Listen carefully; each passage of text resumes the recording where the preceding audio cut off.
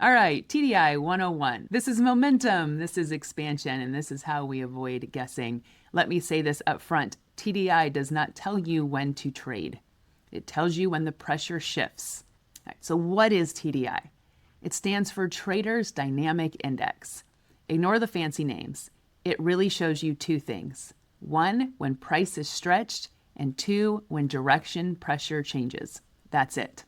It measures expansion and exhaustion, and we use it to time entries inside of Trap, Move, Anchor. All right, let's look at the price and TDI relationship. Looking at TDI, the top is price and the bottom is TDI. They're well connected. When price stretches, TDI stretches, and when price slows, TDI slows. When price shifts direction, TDI shifts first. So how do we use TDI? We wait for price to stretch in that trap move. When it pops outside of its normal range, then we wait for it to come back in and give us a green-red cross. You're going to see a lot of green-red crosses, but it must be in a certain spot. Let's break down TDI anatomy. So the blue bands are your stretch meter. The green is how fast is pressure moving right now. And the red is just smooths it down. It's like an EMA of the green line. Then your yellow line is your overall direction. So TDI has its own scale. And let's look at what those numbers mean. So the 70 to 80 zone, which means it's stretched really high. And that 30 to 20 zone means it's stretched really low. And then the 50 line is the middle of the range. Price rarely stays above the 80 or below the 20 for very long. And if it does, it snaps right back. Think of it like a rubber band. The more stretched it gets, the more likely it is to rotate. And that's why we pay attention to it. So the green line is your current pressure. It reacts the fastest. When price pushes hard, that green spikes. And when it slows, that green will hook and start to go back towards the 50. With the green line, we watch for pop-outs, hooks, and crosses. So that green line shows us the speed of pressure, but speed without confirmation can be dangerous. That's where the red line comes in. So the red line is your signal. It moves slower. It filters out the noise of the green line. And when the green crosses the red, then we know that pressure has shifted. That cross is our timing tool, but only if it happens in the right place.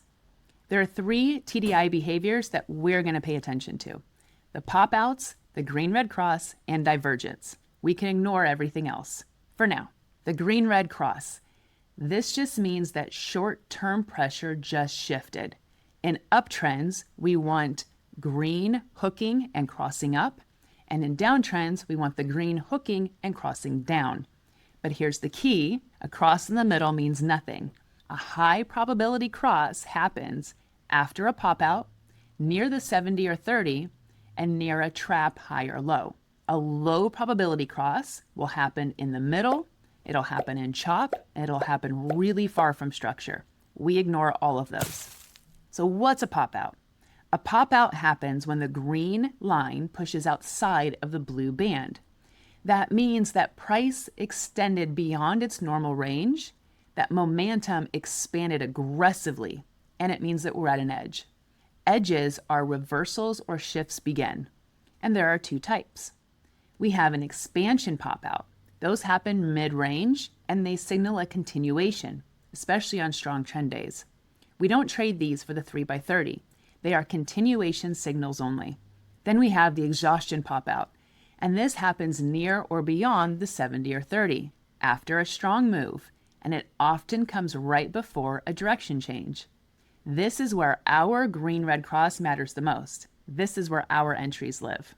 So expansion pop-out, write it. Exhaustion pop-out, prepare for a shift. Divergence. Divergent happens when price makes a lower low, but TDI makes a higher low, or vice versa. It tells us that pressure is weakening. So when TDI starts returning before price does, pay attention. Divergence is a warning, not an entry, but it does tell you the current push is tired. So divergent trap. This happens when price spikes above a clear high. It's a big candle, looks strong. Everyone thinks it's a breakout. But TDI stays flat. That means there's no real pressure behind the move. And what will happen is price will snap back because that wasn't the move, that was the trap. And so now you know where the real high is. That spike revealed the true limit. And so when price fails to keep going beyond that level, that's information. And now we know to trade away from that high. That is how the market shows us its boundaries. So putting this all together, before you enter, we're going to ask ourselves, did we get a pop out? Are we near a trap high or low? Is it near the 70 or 30? Did the green-red cross happen after the pop out? And is divergence supporting the shift? If yes, then TDI confirms the setup. TDI does not create the setup, it does confirm it. So trap, move, anchor gives you structure. EMAs give you context. TDI gives you timing. Structure first, context second, timing last. If timing disagrees with structure, we don't trade. We're stacking confirmation here, and that's how you remove the emotion, and that's how you build consistency. All right, we'll see you in the charts.